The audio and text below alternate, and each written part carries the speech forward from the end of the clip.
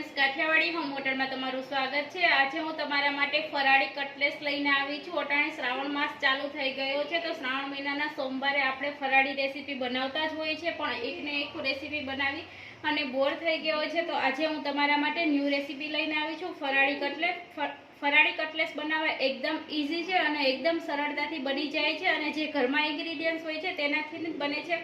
તો ચાલો આપણે બનાવવાનું સ્ટાર્ટ કરીએ। मैं बटेटा અને બાફી અને લઈ લીધા છે। તો હવે આપણે બટેટાને મેશ કરી લેશું। મેસરના મદદથી આ રીતના આપણે મેશ કરી લઈએ। મેં બટેટા એકદમ સરસ મેશ કરી લીધા છે। હવે આપણે બાકીના એમાં ઇન્ગ્રીડિયન્ટ્સ ઉમેરીશું। તો આદુ મરચાંની પેસ્ટ લીધી છે। તમે તમારા તીખું કેવું ખાતા હો તેના ઉપર તમારે લેવાની છે। તો મેં એક નાની વાટકી લીધી છે। અડધા લીંબુનો રસ, 2 ટીસ્પૂન મેં સિંગદાણાનો ભૂકો લીધો છે। મેં પહેલેથી જ કરી અને લીધો તો।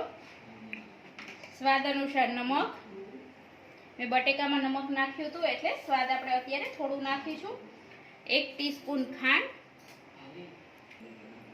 અડધી ટીસ્પૂન મરી પાવડર। હવે કોથમીર એડ કરી દેશું। અને જે આપણે મેન ઉમેરવાનું છે તે સાબુદાણાને મેં ક્રશ કરી અને લઈ લીધા છે, તેનો ભૂકો કરી લીધો છે મિક્સર જારમાં।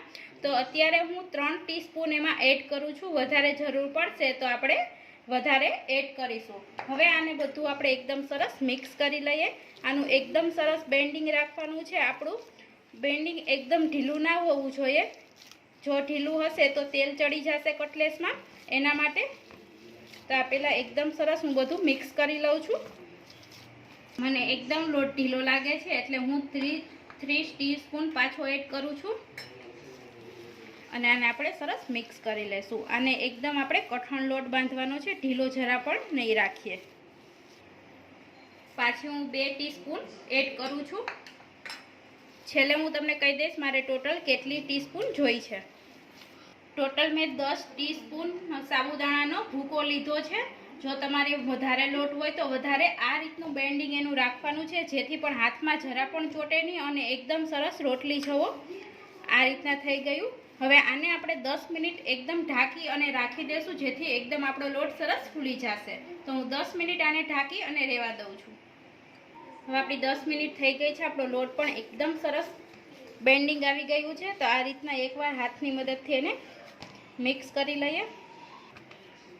આ રીતનું એનું બેન્ડિંગ રાખવાનું છે। તમે જોઈ શકો છો એકદમ થીક છે।